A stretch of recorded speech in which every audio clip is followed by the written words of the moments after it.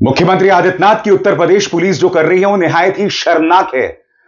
आप जानते हैं ना रविवार को क्या हुआ? समाजवादी पार्टी सांसद रामजी लाल सुमन जो कि एक दलित हैं, उन पर करणी सेना के कार्यकर्ताओं ने जबरदस्त हमला किया था। इतना खतरनाक हमला था कि उनकी गाड़ियों का काफिला जा रहा था और उस पर टायर फेंके जा रहे थे। जिन लोगों ने टायर फेंके उन्हें गिरफ्तार किया गया और रिहा कर दिया गया। सबसे बड़ी बात, जिन लोगों ने उसे अंजाम दिया वो लोग कह रहे थे कि हम इसे फिर अंजाम देंगे। ये तो बहुत दुख की बात है कि उनकी जान बच गई, मगर बात वहां नहीं रुकती है। उत्तर प्रदेश सरकार में मंत्री रघुराज सिंह कह रहे हैं कि यह हमला जायज था। मगर आज यह खबर मैं आपके सामने क्यों लेकर आया हूं? यह रविवार की खबर है ना। यह खबर मैं आपके सामने इसलिए लेकर आया हूं दोस्तों, क्योंकि आज जब समाजवादी पार्टी के कार्यकर्ता सड़क पर उतरे तो तब जाकर अलीगढ़ पुलिस मुस्तैद नजर आई। यानी कि कल जब रामजी लाल सुमन के काफिले पर एक बड़ा हमला हो रहा था तो अलीगढ़ पुलिस कहीं नहीं थी, मगर जैसा कि आप इस वीडियो में देख सकते हैं कि किस तरह से अलीगढ़ पुलिस जो है समाजवादी पार्टी के कार्यकर्ताओं को रोक रही है। जो प्रदर्शन कर रहे थे वो लोग करणी सेना का पुतला जलाना चाहते थे, मगर उनसे पुतला छीन लिया जाता है और यहां पर अलीगढ़ पुलिस जो है मुस्तैद हो जाती है। आज मैं अलीगढ़ पुलिस से पूछना चाहता हूं कि क्या एक इंसान की जान की कीमत से ज्यादा एक पुतला है? और वो इंसान कौन है? वो इंसान है एक दलित सांसद रामजी लाल सुमन। यह अपने आप में निहायत ही शर्मनाक है दोस्तों। उत्तर प्रदेश पुलिस लोक गायिका नेहा सिंह राठौर पर गंभीर धाराओं में एफआईआर दर्ज कर सकती है, यह कहते हुए कि वो देश के खिलाफ बोल रही हैं, जबकि वो सरकार से सामान्य सवाल कर रही हैं। मगर समानांतर तौर पर जैसा कि आप देख रहे हैं कि कल जो बवाल किया करणी सेना के कार्यकर्ताओं ने, जिस तरह से वो टायर फेंक रहे थे रामजी लाल सुमन के काफिले पर, गिरफ्तारी की जाती है। मगर जैसा कि खबर बतला रही है दोस्तों, गिरफ्तार करने के बाद उन्हें रिहा कर दिया जाता है। कल्पना कीजिए अगर मुख्यमंत्री आदित्यनाथ के काफिले पर कोई ऐसे टायर फेंक देता या काला झंडा भी दिखा देता, आपको अंदाजा है कि वो कितने दिनों के लिए जेल में जाते? याद है कि नहीं आपको कोरोना काल में पत्रकार सिद्दीक कप्पन, याद कीजिएगा, वो हाथरस जा रहे थे। हाथरस पहुंचने से पहले सिद्दीक कप्पन को गिरफ्तार कर दिया जाता है आतंकवाद की धाराओं में, यूएपीए। मगर करणी सेना के कार्यकर्ताओं को गिरफ्तार किया जाता है और फिर उन्हें रिहा कर दिया जाता है। मैं समझना चाहता हूं किस तरह का दोगलापन है, यह कैसे दोहरे मापदंड है। और करणी सेना की त्वरित रिहाई पर अखिलेश यादव का बयान सामने आ गया है। वो कहते हैं यह है भाजपा राज में एक दलित सांसद के ऊपर हुए जानलेवा हमले पर की गई दिखावटी कार्रवाई। अगर 24 घंटे में ही छोड़ना था तो गिरफ्तार ही क्यों किया था? उत्तर प्रदेश का पीडीए समाज यह नाइंसाफी देख रहा है।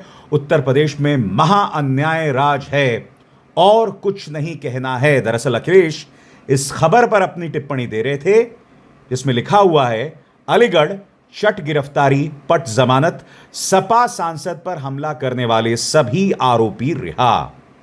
रामजी लाल सुमन का क्या यह गुनाह है कि वो एक दलित हैं? रामजी लाल सुमन का यह गुनाह है कि वो समाजवादी पार्टी के सांसद हैं, कि वो विपक्ष के सांसद हैं? मैं समझना चाहता हूं कैसा निजाम चल रहा है उत्तर प्रदेश में। और सबसे बड़ी बात, इनके मंत्री हैं रघुराज सिंह हमले को जायज ठहरा रहे हैं, उन्हें मुगलों की नाजायज औलाद बता रहे हैं।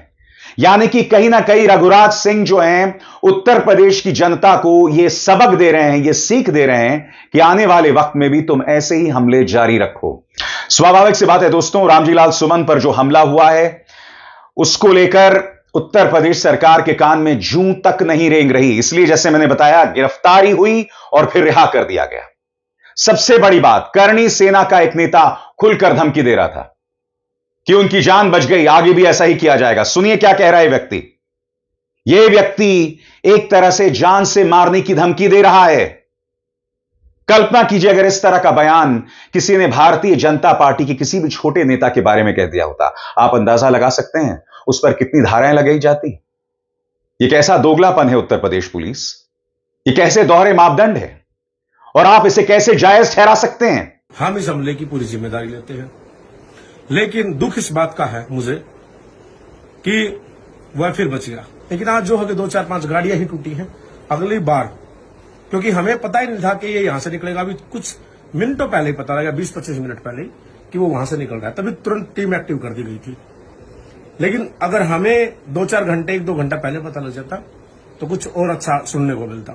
स्वाभाविक सी बात है, अखिलेश यादव इस बात को लेकर नाराज हैं। अखिलेश यादव ने इस बारे में लंबा चौड़ा बयान दिया है। इस हमले को लेकर सांसद माननीय रामजी लाल सुमन जी के काफिले पर टायर व पत्थर फेंककर उनके ऊपर जो जानलेवा हमला हुआ है वो उस एक्सीडेंट का कारण बना है जो प्राणांतक दुर्घटना में भी बदल सकता था। यह एक आपराधिक कृत्य है। इतने टायर एक साथ इकट्ठा करना एक गहरी साजिश का सबूत खुद है। यह एक बार फिर इंटेलिजेंस की गहरी चूक है या फिर जानबूझकर की गई अनदेखी है। अगर शासन प्रशासन यह सब जानते हुए भी अनजान बनने की कोशिश कर रहा है तो वो ये जान लें कि अराजकता किसी को भी नहीं बख्शती। एक दिन भाजपाई और उनके सगे साथी भी ऐसे ही हिंसक तत्वों का शिकार होंगे। देश में एक सांसद के ऊपर जानलेवा हमले का संज्ञान लेना वाला कोई है या फिर पीडीए का सांसद होने के कारण वर्चस्ववादियों की सरकार शर्मनाक चुप्पी साधकर भूमिगत हो जाएगी। अब क्या बुलडोजर का दम बेदम हो गया है या उत्तर प्रदेश की सरकार ने अराजकता के आगे समर्पण कर दिया है या फिर यह सब उत्तर प्रदेश की रजामंदी से हो रहा है? घोर घोर घोर निंदनीय।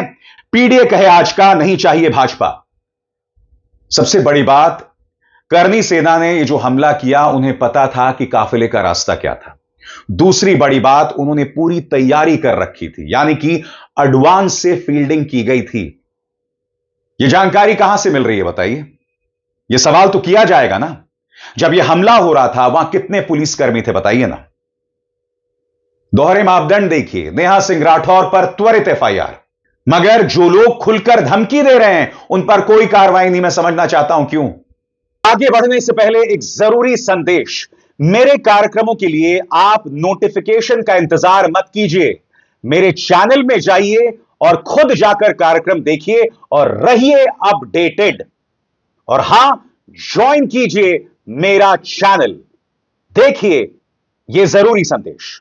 स्वतंत्र और आजाद पत्रकारिता का समर्थन कीजिए, सच में मेरा साथी बनिए। बहुत आसान है दोस्तों, इस ज्वाइन बटन को दबाइए और आपके सामने आएंगे ये 3 विकल्प। इनमें से एक चुनिए और सच के इस सफर में मेरा साथी बनिए।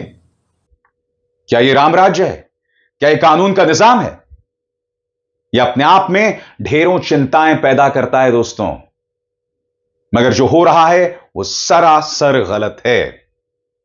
अभिसार शर्मा को दीजिए इजाजत। नमस्कार।